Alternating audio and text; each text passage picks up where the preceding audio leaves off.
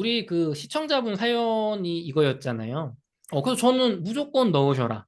네. 단, 내 돈이 지금 9억 정도잖아요. 음. 그러면 한 4억 정도가 부족하단 말이에요. 4억은 어디서 구하시는 거예요?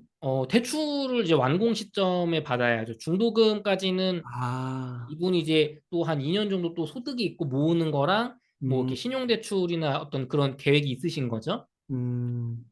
그래서, 어, 4억 정도를 대출을 받아야 되는데 둔촌주공이 2025년 1월 완공인데 그때 집값이 그래도 한 9억 정도까지만 떨어진다면 그러면 3억 6천까지 대출이 나오거든요.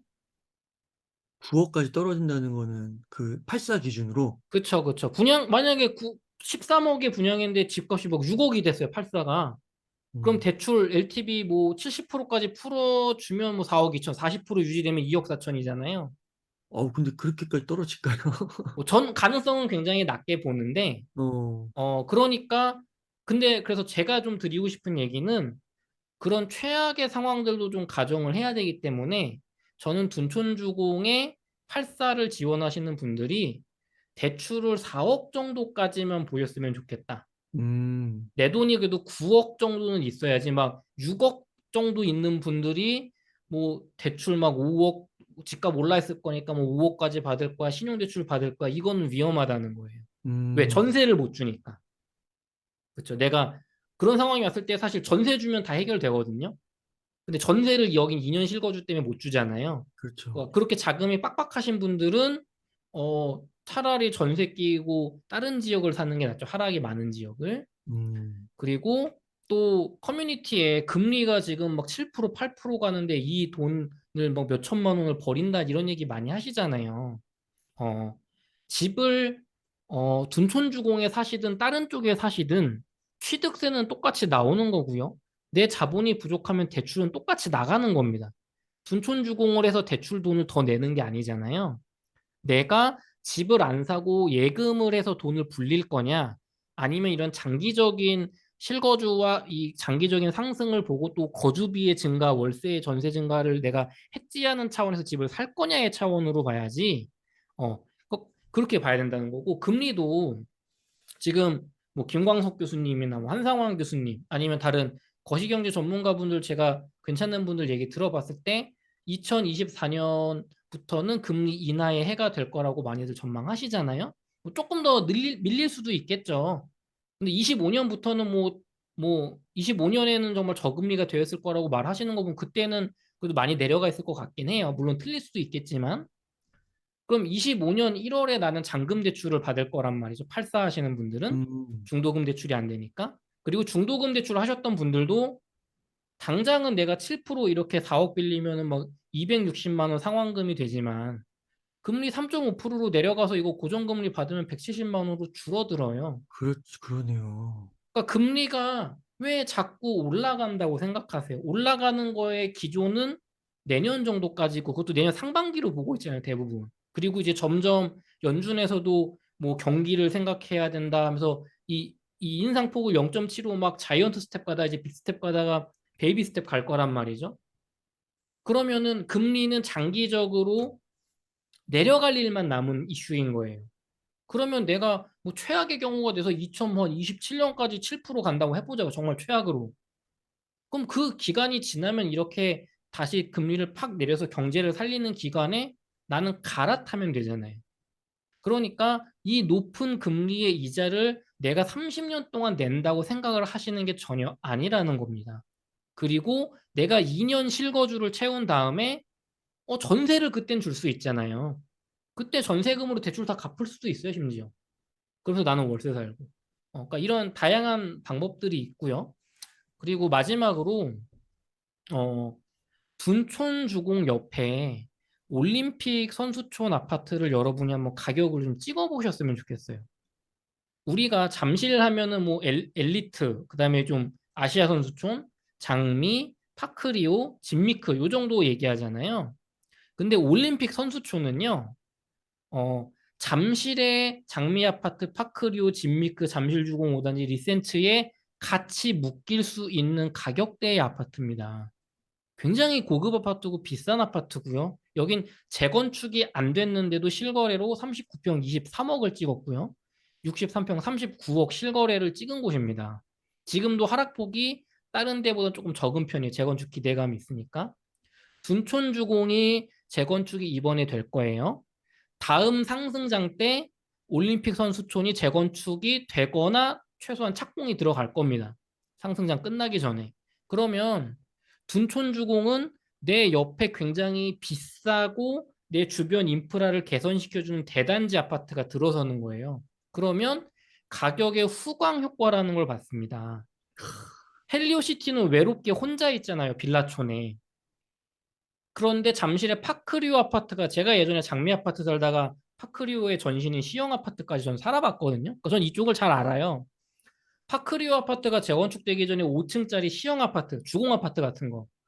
그때는 굉장히 그렇게 높은 평가를 못 받았었는데 재건축되고 나니까 여기 진미크 재건축, 장미 아파트 재건축 가격을 얘가 후광 효과로 받는 거예요. 새 음, 거가 되니까. 여기도 마찬가지죠. 옛날에 여기 여기 주공 아파트 막 낮은 거 있을 때 이쪽에 장미 아파트나 진주 아파트 사시는 분들이 여기 그렇게 인정을 안 해줬습니다. 어, 지금 둔촌 같은 취급 받았어요. 가격도 훨씬 쌌고 이때는 또 고층 아파트가 오히려 또 이런 데가 또 학군이 좋았단 말이죠. 그런데 지금 재건축되고 나니까 평가가 완전히 달라졌잖아요. 그러니까 둔촌주공도 지금 나만 재건축되면 여러분은 요 주변에 어떤 이렇게 정돈이 안 돼 있고 성남에 맞닿아 있다는 것 때문에 둔촌주공을 한 개의 개별 단지로 보시겠지만 장기적으로 내가 10년, 15년 뒤에 둔촌주공 집을 이제 비싸게 팔 수 있을 때 상승장 때 그때는 이 잠실 권역 진미크보단 못하지만 올림픽 선수촌보단 못하지만 여기에 들어갈 수 없는 가격대의 분들이 충분히 선택할 만한 초중고 다 있고 9호선, 5호선역 있고 올림픽 공원에 맞닿아 있는 준잠실급으로 취급이 될 거라는 거예요. 헬리오시티의 올림픽 선수촌이 재건축된다면 헬리오시티의 둔촌주공이 더 하급지라고 부를 수가 없게 될 겁니다. 분명히. 그런데 지금 우리는 막 고덕 신도시 강동구랑 지금 둔촌을 비교하고 있단 말이죠. 이거는 입지에 대한 이해가 여러분이 부족한 거예요. 입지는 크게 변하지 않습니다. 서울은 서울이고요. 경기도는 경기도고요. 지방은 지방입니다. 서울에서도 중심지와 핵심지가 있어요. 강동구, 상일동, 고덕동은 둔촌주공과 잠실 쪽 가락동에 비교할 수 있는 입지가 과거에도 아니었고 미래에도 아닙니다. 지금 고덕 신도시가 크게 통째로 재건축이 돼서 환경이 개선되기 때문에 가격이 많이 올라와서 같은 강동구라고 둔촌주공이랑 가격을 비교하는 거지 입지가 달라요. 이곳은 급지가 다른 곳입니다. 비교를 최소한 헬리우시티랑 비교를 하셔야 되고 먼 미래에는 올림픽 선수촌이 재건축됐을 때는 잠실급에 들어갈 수 있는 말석에 낄 수 있는 곳의 입지로 보셔야 돼요. 위례보다 상급지고요. 성남하고는 비교도 안 되는 곳이고요. 하남 가밀지구부랑 비교가 안 되는 곳이고요. 3기 교산 신도시보다 훨씬 좋은 곳입니다. 그런 입지의 관점으로 보시면 둔촌주공이 왜 과거에도 장미 아파트하고 가락시형에 뒤지지 않는 가격이었잖아요. 과거에 분양할 때도. 그게 앞으로도 이어질 거예요. 물론 입지가 이쪽이 좀 더 좋지만 시간이 흐른 지금은 조금 더 저렴했던 주공 아파트들이 특히 재건축되면서 둔촌 주공 가격을 뛰어넘었지만 과거엔 둔촌 주공이 오히려 조금 더 그 가격이 비쌌단 말이죠. 그럼 여기가 재건축되면 어느 정도는 따라갈 거예요. 그러니까 둔촌 주공 입지를 절대 지금 기준으로 보시면 안 됩니다. 네, 그렇게 말씀드리고 싶네요. 야, 대단합니다, 덕현님. 음. 야, 오늘 그 유료에 준하는 그런 강의 두 개를 푸신 것 같아요. 맨 네, 이거 마지막에, 예, 네. 입지에 관한 강의도 엄청나네요. 음, 사실은 제가 둔촌주공에 좀 애정이 있어서 요 영상을 사실 굉장히 힘을 주고 좀 준비를 했어요. 사실은 유튜브에서 이렇게 인터뷰를 할 수준은 아니죠, 이 내용이. 근데 왜 이런 얘기를 드렸냐면 저는 잠실에서 학창 시절을 보냈단 말이에요. 장미 아파트에 살았었고 지금 파크리오로 재건축된 시영 아파트에 살았었고 둔촌주공에 저희 친할머니가 사셨습니다. 그래서 저는 이렇게 설날이나 추석 때 둔촌주공을 많이 왔다 갔다 했어요. 그래서 제가 요 잠실에 살았던 거예요. 저희 부모님 돈은 사실 강남 압구정동에 갈 수도 있었는데 이제 그때는 또 이제 그 부모님하고 가까이서 모시는 그런 대가족 문화가 있었잖아요. 저는 둔촌주공에 그 애정이 좀 있다 보니까 여기 청약하시는 분을 지금 분명 갓좀 많이 모으시고 이것만 지금 뭐 요번 상승장 막 8년 9년 동안 기다려 오셨을 텐데 이 주변에 이 이렇게 흔들리게 하는 그런 이야기들에 흔들리지 마시고 요거 청약하셨으면 좋겠어요. 음, 그리고 마지막으로 꼭 절대 하지 마셔야 되는 거. 청약을 기다리시는 분들은 기본적으로 투자적인 거에 대한 경험과 지식이 부족한 분들이잖아요. 근데 투자 전문 유튜버 분들 중에 그런 얘기 하시는 분들이 많아요. 집값 하락할 거고 지금 전세가는 금리에 의해서 과대 낙폭하는 거니까 전세 끼고 최대한 상급지를 사놔라. 내 돈을 다 써서. 그런 얘기 하시는데 여러분들은 아무리 어, 지금부터 공부를 하셔도 그런 투자를 따라갈 수가 없어요. 전문가가 하는 거고 위험성이 굉장히 높은 투자거든요. 그런 건. 만약에 내가 둔촌주공을 넣기에는 좀 자금이 부족하거나 저는 그래도 좀 하락에 좀 더 이걸 좀 베팅을 해서 기다려 보겠어요 하시면은 그렇게 막 그러니까 내가 전세 갭 끼고 샀을 때 한 4억에서 5억 정도 갭까지는 괜찮아요.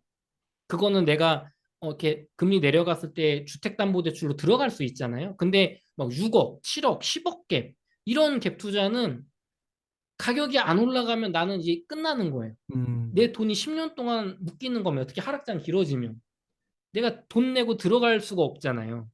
그쵸? 그러면은 내 집은 있지만 평생 월세살이 하는 겁니다. 그러면 이제 가정불화가 오거든요. 그래서 잘 보셔서 둔촌주공이 돈이 그래도 한 9억 정도 되신다면 넣으시고 8사를 그다음에 그 정도까지는 자금이 안 된다고 하시면 강동 고덕지구 요즘 하락폭 굉장히 크거든요. 음, 강동 고덕지구도 굉장히 좋은 곳입니다. 그쪽에 보셔도 좋고 위례 신도시 많이 떨어지고 있어요.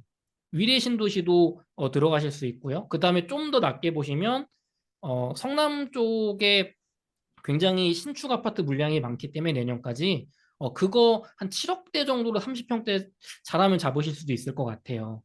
그렇게 가격대에 맞는 거 투자하셨으면 좋겠고요.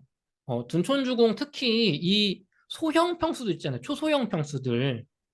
초소형 평수들 가격대가 굉장히 괜찮습니다. 둔촌주공에서도 84보다는 59가 오히려 가격대가 저는 좀 더 메리트가 있다고 보고 여러분은 59가 평당가가 높게 나왔으니까 굉장히 이렇게 가격을 너무 이렇게 나쁘다고 보시지만 저는 그렇게 생각하지 않아요. 그리고 49, 39, 29 가격대 굉장히 좋다고 봅니다. 특히 49 타입 같은 경우는 뭐 2인 신혼가구나 3인 가족까지 충분히 살 수 있는 그런 범위거든요.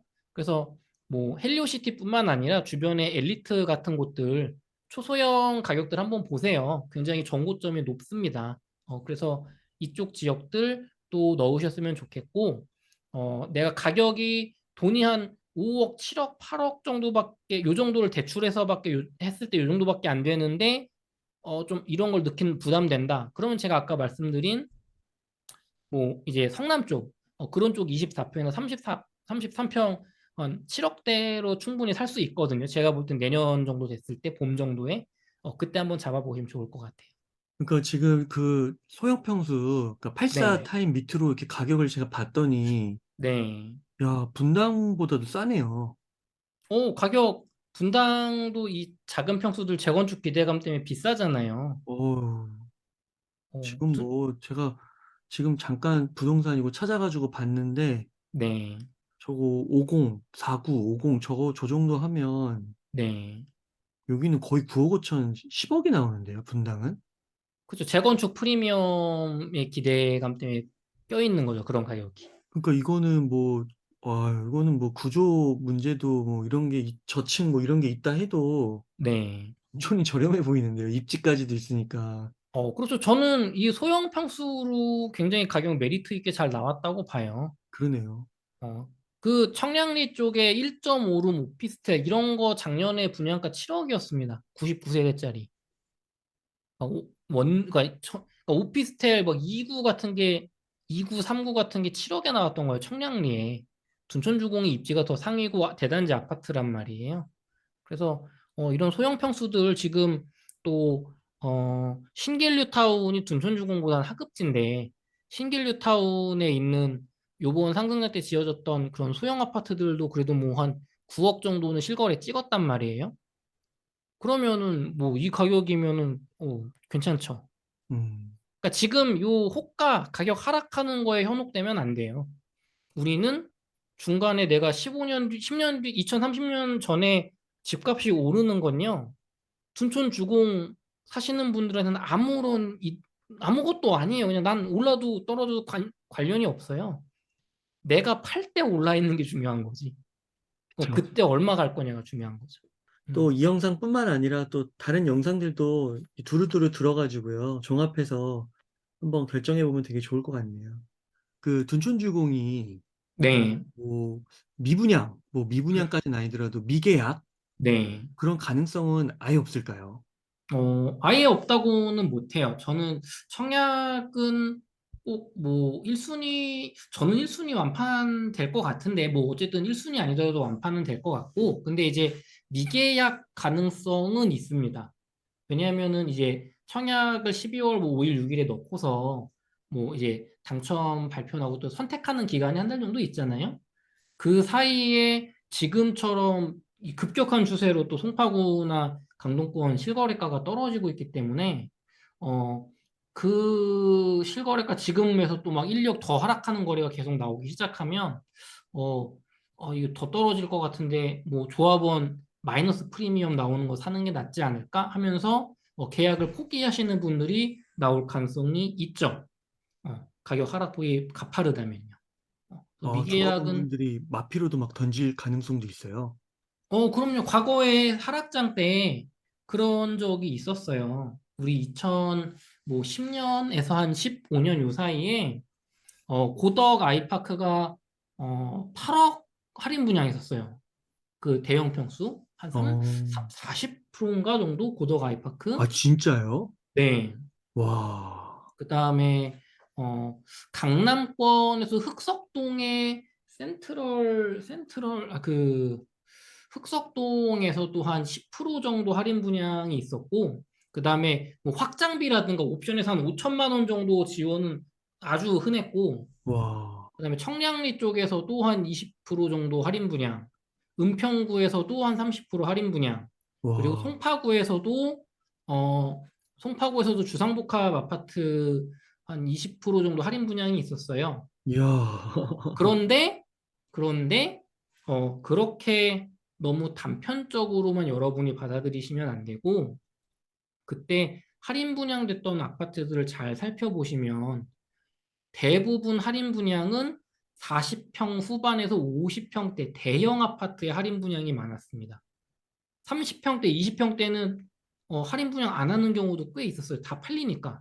청약 가격에. 혹은 한 10% 정도만 깎아주는 가격에 팔리니까. 그 다음에 강남권에서는 뭐 반포, 개포 이쪽에선 할인 분양 없었습니다. 그러니까 둔촌보다 입지가 더 좋았는데 뭐 한 20% 할인 분양한 곳이 제 기억엔 없어요. 서울에서. 음, 서울의 외곽권, 고덕동, 뭐 마곡, 저 강서구, 강서 푸르지오 이런 데는 33% 했었죠. 할인 분양 30평대도.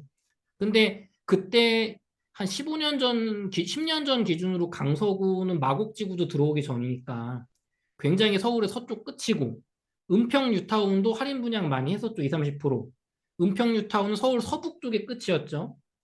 고덕 아이파크는 서울 강동구 동쪽의 끝이었잖아요. 음, 그러니까 이 서울에서도 외곽에 아주 이렇게 그런 데만 할인폭이 여러분이 기대하시는 그런 막 30% 할인한다 그런 거였고 거기에서도 대형 평수 위주의 할인 분양이 컸던 거지 막 20평대, 30평대는 할인 분양이 그렇게 크지 않았다는 거예요. 절정기에도. 어, 물론 경기도에는 굉장히 많은 기회가 있었습니다. 경기도에는 이번에도 하락장이 길어진다면 입주 물량 특히 3기 신도시 전후로 겹쳐서 정말 막 30%, 40% 뭐 많게는 50%까지도 할인 분양 나올 수 있어요, 경기도는. 그런데 서울의 둔촌주공과 비슷하거나 둔촌주공 이상 되는 입지에 2, 30평대의 뭐 2, 30%의 할인 분양은 과거에는 제 기억에는 없었어요. 아니면 극소수였거나. 그러니까 쉽지 않다는 거예요. 그걸 우리가 기대하는 게. 음, 그렇습니다. 그래서 너무 이렇게 실거주 청약하시는 분들은 그 투자자의 관점으로 보지 마시고 제가 방금 말씀드린 것처럼 본인의 기초 체력 잘 확인하셔서 가능한 음. 청약하시는 게 좀 좋지 않을까 생각합니다. 그러면 청약은 저도 1순위 완판이 거의 될 것 같기는 한데요. 네, 만약에 미계약분이 나오면 네. 이거는 이제 아무나 되는 건가요? 직원은? 죽줍을 할 수 있죠. 어, 네. 그래서 그 이제 또 그것도 이제 2순위로 넘어가고 뭐 그런 절차가 있을 텐데 그래서 어쨌든 미분양이 뭐 완전히 나게 되면 이제 그런 것들이 안 팔리니까 할인 분양하는 거잖아요. 특히 준공까지 막 갔는데 미분양 나면 그럴 때. 그 음, 대신에 할인 분양은 안 해줘도 막 뭐 계약 뭐 잔금 유예 아니면 중도금 무이자 할부 지원 뭐 이런 것들은 굉장히 많이 붙을 수 있죠. 그래서 이제 음, 그런 거를 전문 투자적인 관점에서 지식과 경험이 있으시다면 그럴 때 또 이제 마이너스 프리미엄 나는 거 사서 투자하시는 분도 있단 말이죠. 음. 그런 분도 음, 있고. 근데 저는 여러분이 또 분양권은 가급적 하락기 때 투자 안 하셨으면 좋겠어요. 음, 분양권은 조합원 입주권. 조합원 입주권은 분담금을 내가 책임져야 된단 말이에요. 어, 근데 분양권은 그냥 분양가만 내면 되거든요. 어, 그러니까 조합원 입주권 하락기 때 막 마피 났다고 샀다가 그거 이렇게 분담금 폭탄 맞을 수도 있거든요. 그러니까 그러니까 조합원 입주권 위험합니다. 둔촌주공도 벌써 뭐 1억 더 내야 된다고 뭐 그런 얘기가 나오더라고요. 그렇죠. 청약 완판이 되더라도 1억 정도는 내야 된다. 어, 지난번 저희 둔촌주공 영상 찍을 때 10년 전에는 뭐 2억 5천, 2억 3천 환급 받는다고 평가받았는데 뭐 1억은 더 내야 된다고 하잖아요. 그럼 그게 더 늘어날 수도 있는 거죠. 만약에. 그렇죠. 지금 화물연대 파업 때문에 지금 공사가 멈췄다고 하는데 자재가 부족해서 와, 공사 기간이 늘어나거나 그 PF 대출 금리가 올라가거나 미분양 준공 후 미분양 나서 막 이 자금 제대로 이게 안 되면 분담금이 뭐 2억, 3억 이렇게 늘어날 수도 있죠. 최악의 경우에. 음, 그럴 수 있죠. 그게 다 그런 사업 지연에 따른 비용을 조합원들이 내는 구조니까. 음, 그러니까 조합원 입주권은 그러니까 이 청약을 노리시는 이런 분들 수준에서는 조합원 입주권 뭐 마피로 산다 이게 위험한 거예요. 그러니까 내가 너무 그걸 쉽게 말해서는 안 되는 거예요. 그런 거를. 네. 근데 막 둔촌주공 청약에 늘 수도 없는 분들 그런 부동산을 사보지도 않은 분들이 막 이런 거 막 거품이고 이렇게 사면 안 된다 막 그런 얘기를 하는 거예요. 조합원 입주권은 좀 위험하고 불이인일수록 네. 분양권이 오히려 낫다는 거죠.